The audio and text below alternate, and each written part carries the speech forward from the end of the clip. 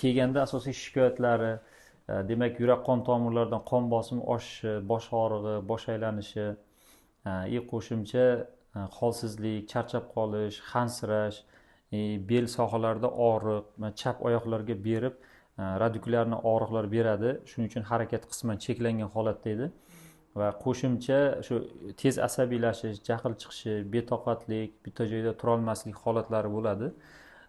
Mana shularni hisobga olib biz shu nevropatolog, kardiologlar bilan lichinani olib boryapmiz.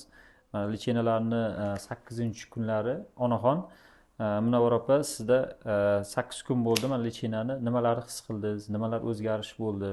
Nimalarda o'zgarish bo'lmadi? Shu haqida ozgina fikr bersangiz. Allohga shukr, shunchalik bo'lib qolganimga. Kelganimdan o'zim xursandman. Bu yerdagilar hamma vrachlar joy yaxshi qarashdi. Bellarimda og'riq ham yo'q, oyog'imda tikka turib yurishim qiyin edi, yaxshi yuryapman. Davleniyam chiqqan yo'q.